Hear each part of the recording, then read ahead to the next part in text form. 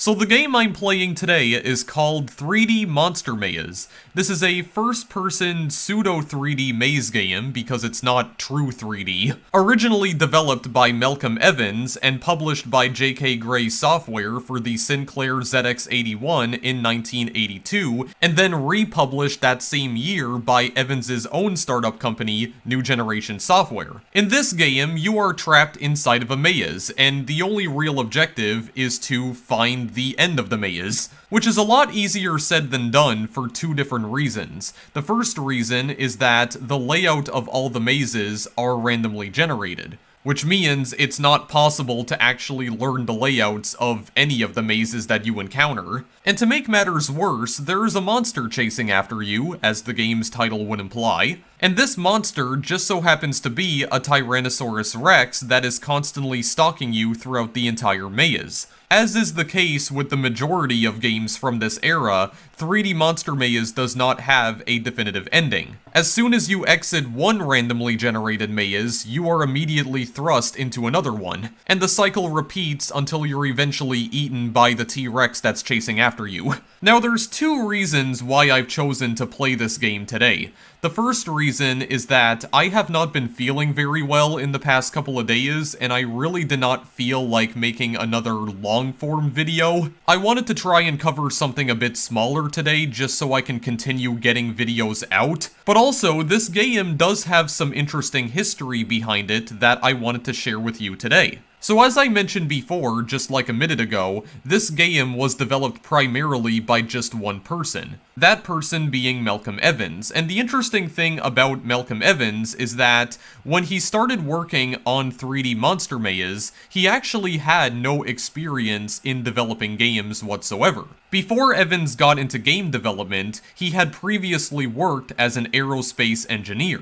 3D Monster Maze was the first video game he had ever worked on, and the ZX81 that he programmed the game on was actually given to him as a birthday gift from his wife. And initially, Evans had no plans to release 3D Monster Maze commercially. It was more of a personal project, something that he just wanted to work on to try and test out the functionality of his, at the time, brand new home computer. That all changed, however, when he met another game developer by the name of John Gray at a guitar club in 1981. Gray was actually the person who convinced Evans to add a monster into the game, as he personally felt that it would give the game a clear selling point. They also agreed that if 3D Monster Maze did ever get commercially released, that it would be published by Gray's own publishing company, J.K. Gray Software. So, after being in development for about 7 months, and with the help of some convincing from Evans's colleagues,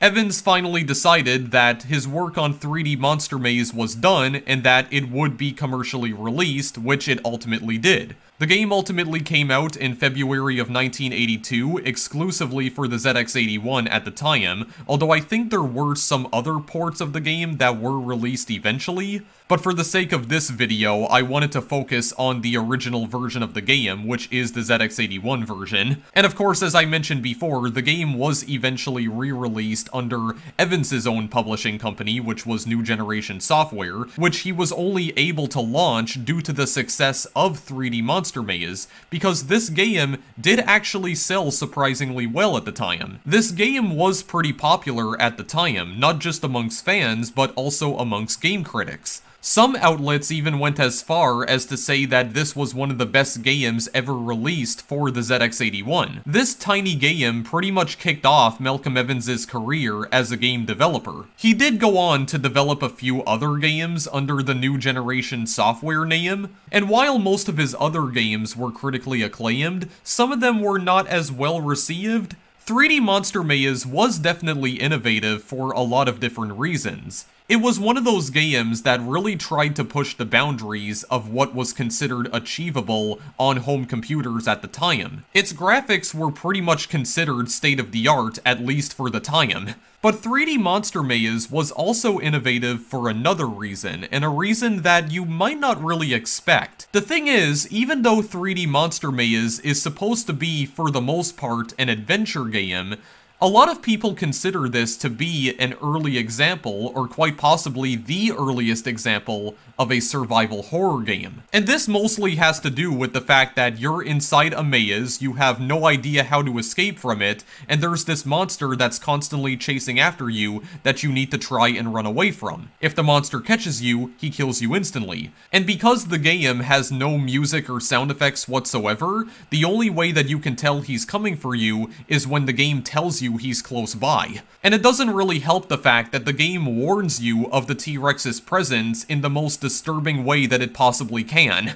The game is genuinely terrifying if you're playing it in a very specific setting, and due to the intense feeling of unease and suspense that this game invokes in players, regardless of how unintentional it may be, it's led a lot of people to believe that this game pioneered the survival horror genre, even if that was not the intention of the game's creator. And just in case you're wondering whether or not I chose to play this game due to the fact that Halloween is coming up very soon, yes and no. While I did want to play something horror-themed due to the fact that Halloween is fast approaching, I also just really wanted to play something retro-themed again, and I was definitely fascinated by the history of this game in particular, because I have known about this game for a little while. So in reality, I chose to play this game today just because I wanted an excuse to talk about another interesting little piece of gaming history. So with that being said, let's try to actually play the game now, because you're probably getting tired of me talking all the time.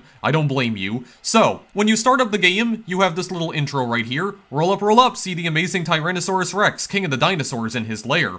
Perfectly preserved in silicon since prehistoric times, he is brought to you for your entertainment and exhilaration. If you dare to enter his lair, you do so at your own risk. The management accept no responsibility for the health and safety of the adventurer who enters his realm. The management advise that this is not a game for those of nervous disposition.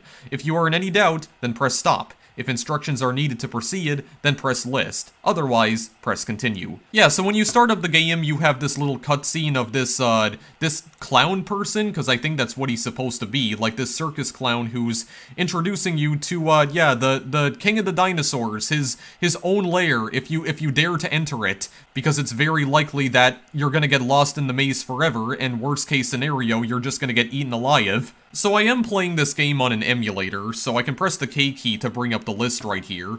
The only controls you require are 5 turn left, 7 move forward, and 8 turn right. Further information is provided during the encounter. By the way, you don't use the numpad keys on your keyboard though, you can just move around with the arrow keys. For each move, scoring is as follows: 5 points while he's tracking you, 200 points if you escape his lair. Since Rex is always trying to move towards his prey, a skillful adventurer can control the monster's movements to improve his score. The escape route, which is at the end of a cul-de-sac, is visible up to 5 moves away. The game ends when he catches you. If you escape, a new maze is generated, and your previous score is carried forward. The mists of time will pass over you for about 30 seconds while transporting you to the lair of Tyrannosaurus Rex. Best of luck. Yeah, if you press list, it also just starts the game after a little while, so we are gonna get thrown into the game here. Alright, so here we are inside the T-Rex's lair. So the first thing you're gonna notice here is that the entire game is in black and white. This is mostly due to limitations of the ZX81 itself, because unlike the ZX Spectrum, the ZX81 cannot actually display color. So it's saying that Rex lies in wait, which means he's not actually moving. So we can move around with the arrow keys right here. Yeah, so as you can see, he is now hunting for us. So we just use the left, right, or up arrow keys to move around the maze right here, and as I've stated previously, the maze is randomly generated, so it's not the same every time, and actually, I already found the ending! You've eluded him and scored 330 points. Rex is very angry. You'll need more luck this time. Yeah, so what you're trying to do is that you're trying to get to that exit right there. And as the clown man says right here, the clown man made of ASCII art, you can always find the exit within a cul-de-sac. I don't actually remember what that means because I don't remember what a cul-de-sac actually is. But basically, the objective is to just find the exit to the maze, and you'll get 200 points. I actually had a pretty decent run when I was playing this off screen. I managed to complete like 2 mazes in a row without Rex catching me. So I do want to make note as well that the game is endless. So once you complete one maze, you just go on to the next one. The cycle just repeats until you eventually die, and yeah, unfortunately I found myself in a dead end there, and the T-Rex was behind me, so I had no way to escape. You've been posthumously awarded 425 points and sentenced to roam the maze forever. If you wish to appeal, press stop, else press continue. So this is also another interesting little mechanic right here. So if you decide to press stop, which I'm not gonna do just right now, but if you try to appeal by pressing stop, there is a 50-50 chance that your appeal will fail.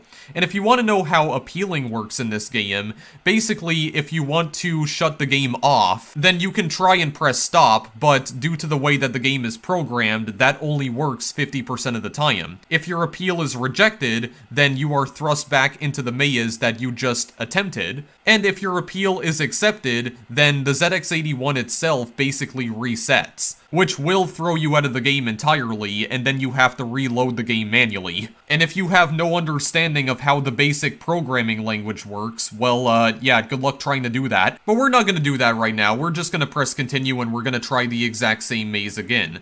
So, when you do find a new maze, it just loads another randomly generated maze, and the cycle just repeats until you eventually find the ending, or if your appeal does get accepted, but you will have to restart the game entirely if your appeal does get accepted, because the game doesn't just reload automatically. No, you see, this was back in 1982. You had to do, like, everything manually at that point. No, it's not as easy nowadays where, you know, you can just, like, reset your console, like your PlayStation 4 or PS5, because, I mean, the PS5 is coming out, like, in less than a month from now. No, it wasn't that simple back in this time, boys and girls. I mean, I wouldn't really know anything about that because I didn't exist yet back in this time. You know, I wasn't alive back in 82, because I was only born in 97. But still, I know enough about these old, like, home computers that I understand that nothing was as simple back then. You know, my generation should consider themselves lucky that technology has become advanced enough that this kind of tedium has pretty much been erased entirely now. So I don't actually know where the T-Rex is right now. As I mentioned before, it's not possible to know where the T-Rex is at any point in time. And it is possible to see the T-Rex coming at you, but only when he's like a few feet away from you. And as I've stated before, the only time that you ever earn points is when the T-Rex is chasing after you. Yeah, and the game will notify you that he's coming to you, like, Rex lies in wait, footsteps approaching. Yeah, there he is right there, actually, and actually there's no way for me to escape this, I don't think. I mean, to be honest, the game is not really that scary, although I can definitely see, like, you know, a kid playing this in their room back in, like, 1982 on their ZX81 home computer, like, in the dark, with all the lights turned off, just like staring at their computer screen right here and playing this, and not knowing where the hell this damn T-Rex is at any point in time, only having all these cryptic messages saying, oh, footsteps approaching, he's hunting for you, oh, he's coming to get you, but you can't see him, and then when he's, like, right next to you, the game is just, like, yelling at you to run away. Like, I can see why this kind of experience would have been terrifying back then, because this was definitely different from, oh, Jesus, okay, that did actually, like, startle me. Okay, that did genuinely startle me, because I didn't actually see him coming towards me, he just, like, popped out of nowhere. But I can definitely see why, like, some kids back in the early 80s would have been terrified by this game, because this is, like, a genuinely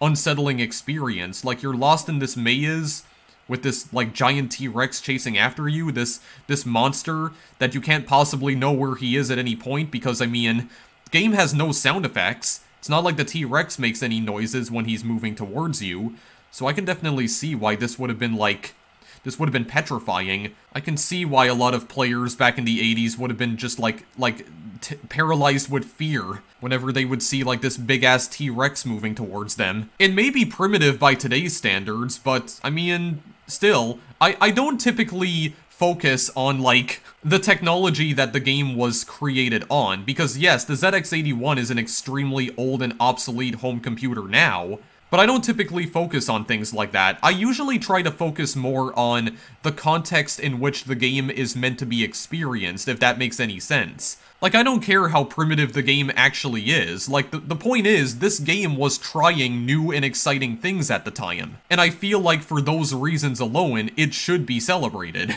Again, this was pretty much the game that a lot of people credit with inventing the survival horror genre. Okay, well, I'm boned right here. Yeah, hi. How are you doing? He's just coming to eat me. Well, damn, that was like my worst run so far. I only got 30 points that time.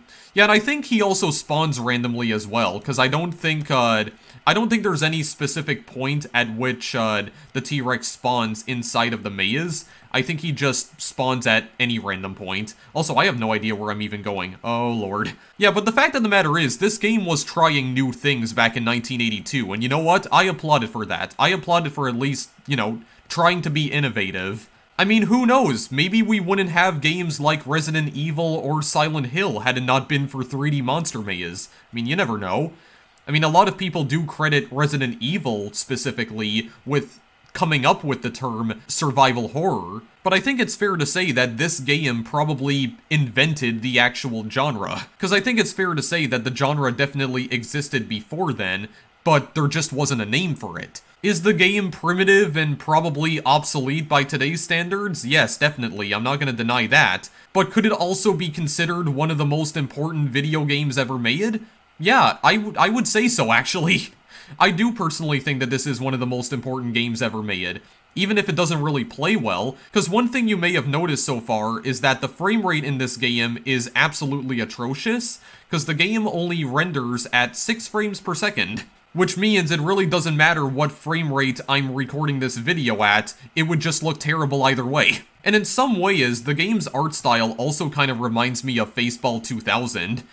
Specifically the Game Boy version of that game. I mean, this is kind of what I imagine Baseball 2000 would look like if it was actually a horror game instead of a first-person shooter. I always like doing these kinds of videos from time to time, just going back to like these extremely ancient games and just trying to see where specific video game genres originated. You know, like trying to seek out the origin point of each video game genre in existence. I really enjoy doing videos like this, and I really want to try and do more of them in the future. You know, that's actually the best score that I've gotten so far, because I think the score that I got off screen was like 830. I almost got to 1,000 points that time, 995. And something else that I want to try and do more of in the future is try and cover some more British video games specifically, or try and delve deeper into the history of the British video game industry specifically. Because I feel like the British video game industry is something that isn't really well documented outside of Britain.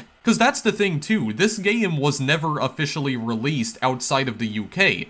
Because for those of you who are not familiar with any of Sinclair's home computers, they were never released outside of the UK. Because most of us here in North America are probably more familiar with the Commodore 64 and some of the other home computers that Commodore made as well. But something that I've learned over the past few years is that the British video game industry also has its own unique history. Like, the UK's game industry has a much different kind of history than the North American video game industry. And I feel like it doesn't get talked about all that much. Like, there's all sorts of games that British kids might have grown up with that American kids have probably never even heard of before. The ZX Spectrum in particular is a home computer that I have definitely been gaining a lot of interest in over the past couple of years, and I do actually want to try and document more ZX Spectrum games on my channel, because I just feel like these kinds of games don't get talked about a whole lot, and I feel like that's a shame, really. The UK has such a rich history when it comes to video games, and I really want to find some time to talk about it more. Because I feel like the only people who talk about the legacy of Sinclair's home computers, whether it be the ZX Spectrum or the ZX81, or even the ZX80, which was the precursor to this one, I feel like the only people who talk about those things are British YouTubers, and I want to try and change that. Or at the very least, I want to see that change. Like, I want more people to become aware of the ZX Spectrum's library in particular. And there is actually one game from the Spectrum library that I do want to try and do a video on sometime soon. I'm not going to mention what that game is just yet, but it was one of the more popular games for the Spectrum. And it was developed by a certain game company that a lot of North Americans might actually be familiar with. You'll probably be seeing that video in the near future. I don't know when exactly that video's gonna arrive, because I never like to make any promises when it comes to stuff like this. But it will happen eventually. Also, I really have no idea where this freaking exit is. I've just been, like, running around aimlessly in this maze for, like, the past 10 minutes now, and I haven't figured out where exactly the exit is. There's just, like, this long corridor that leads to a dead end. What if I go over this way? I'm not even sure where I'm going. It does become a lot easier to navigate these mazes the more that you, continuously play them over and over. Like, if you keep on dying to the T-Rex, eventually it does become a lot easier to map out the actual layout of this maze here. And again, it is very difficult to know where exactly the T-Rex is going, or where the exit actually is, due to the fact that all of these mazes are random. So typically gray walls are dead ends, but these gray walls right here that only seem to be like half colored in, those are actually turns. Yeah, basically what it means is that you can actually turn again. You can turn to the left, yeah, and then you wind up in another corridor, and then you just get lost completely. Try not to stare at these gray walls for too long, though, because, yeah, look at this. This is like an optical illusion right here. A headache waiting to happen. Oh, hi, how you doing? Okay, well, I better just run like heck, then. It can also be kind of hard to move around at times, because it doesn't seem like... Yeah, it seems like sometimes it drops inputs entirely. I don't know, I guess that's just one of the limitations of having a game that only runs at 6 frames per second, but... I don't know, I can't be too mad at this game. I mean, Malcolm Evans did what he could with the limited technology that he was working with, so can't be too mad at him for that. Is there a corridor that I haven't tried going down yet? That one just seems to lead to a dead end. Yeah, the only problem is that it's not possible to walk backwards in this game. That's the only issue. I'm trying to figure out where exactly I'm going, or where exactly I haven't gone to yet. I don't know, what about this corridor right here? Like, there's so many of them. Okay, that's just a dead end. Okay. Well, since we know that's a dead end now, I'm not gonna go down there anymore.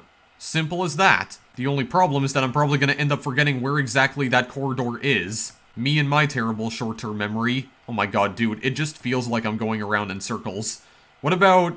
Actually, I think I am back in this corridor again. Oh, he's seen me? Oh, okay, he's over that way, is he? Okay, well, I'm just gonna run away.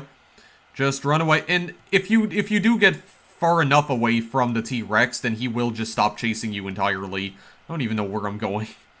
Okay, he's right next to me. That's what it said. Oh my goodness, I don't even know where I am in time and space. I'm just completely lost. I mean, one of the ways that you can continuously get more and more points is by just running around like an idiot. I mean, that will get you a much bigger score. But just remember again that the T-Rex has to be actively chasing you in order for you to even accumulate points. What about this corridor right here?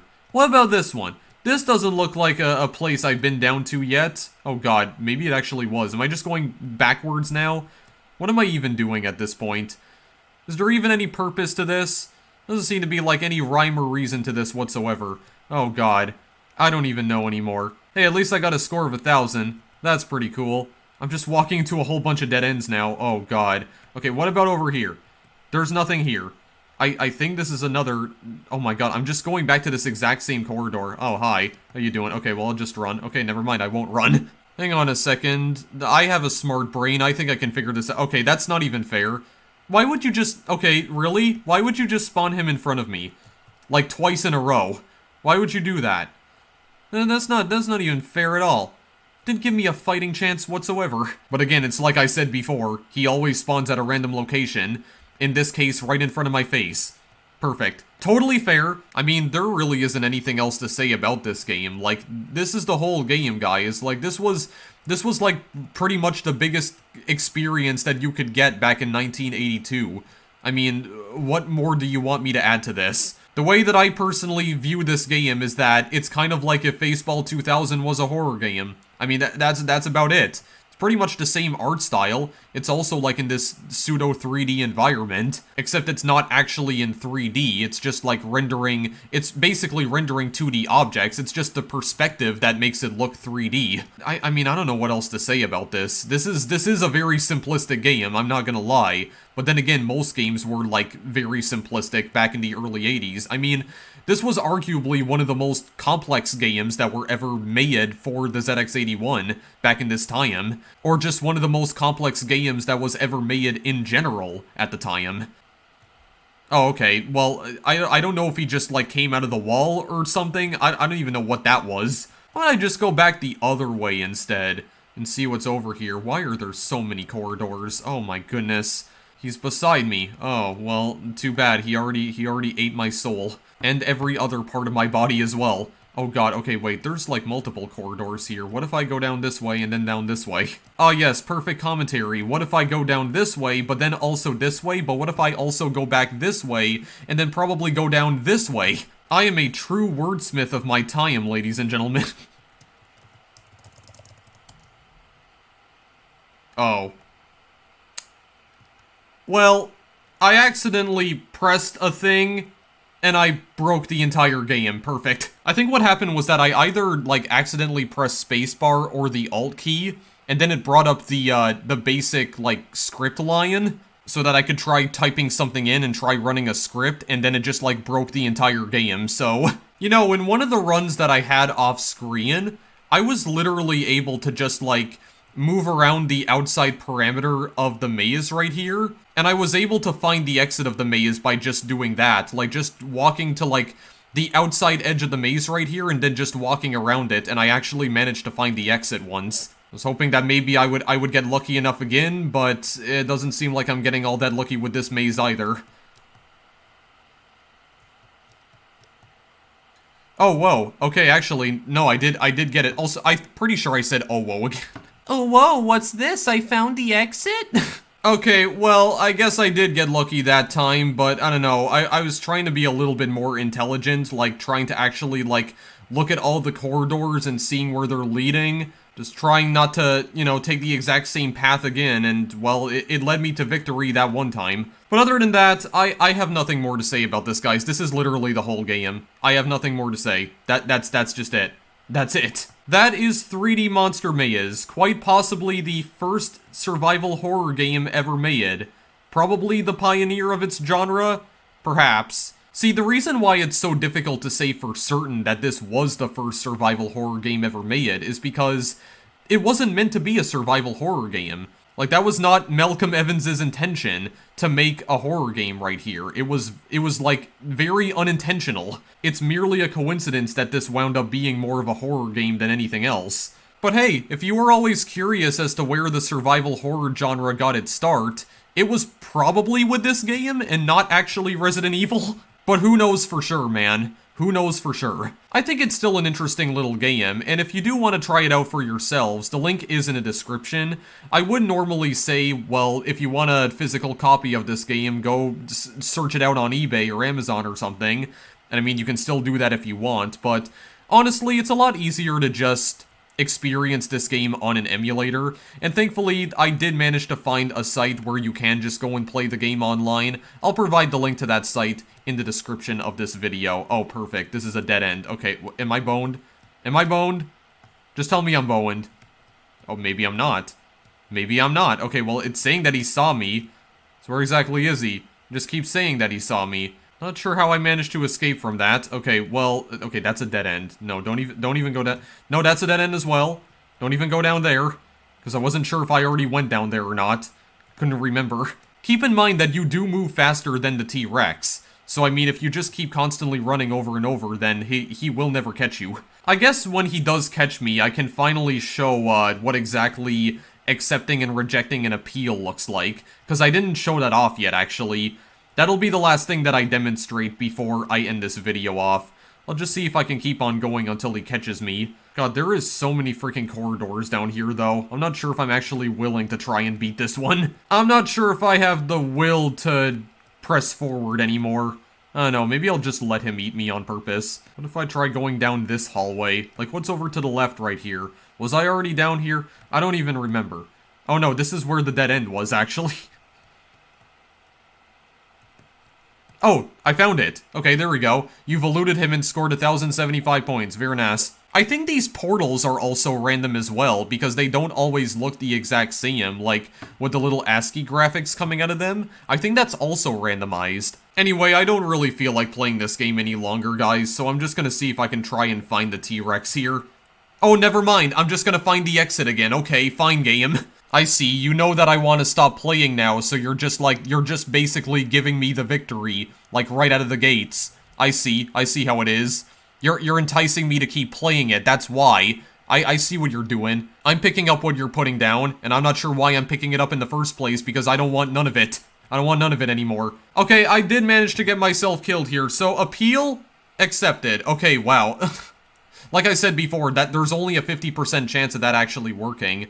But basically what happens when you accept an appeal is that, yeah, it just kicks you to the basic menu right here. So effectively, it just threw us out of the game entirely, and, well, unless we know how to run the game again, we're pretty much crap out of luck here. We're just gonna have no choice but to reset the emulator. Right, well I think that's where we're gonna end things off for now, so I'll provide a link to where you can play this game in the description of this video. So yeah, that's 3D Monster Maze, the grandfather of survival horror, probably, maybe, who knows. I mean, a lot of people seem to argue that it is in fact a survival horror game, but again, that was not the intention here, and I mean, opinions are subjective anyway, we all know that, so who knows for sure? Who knows for sure? Yeah, see, this is how I spend my time, guys. I just spend my time making stupid anime faces in BASIC. I am a fully functional human being who clearly uses his time wisely. I mean, I know this is not actually gonna run anything, but what happens if I do run it? 2 out of 0? I have no clue what that means. Okay, well anyway. I'm gonna stop being dumb, I'm ending the video. Thanks as always for watching. If you want to play this game, links in the description, and I will see you in the next video I make. Later, guys.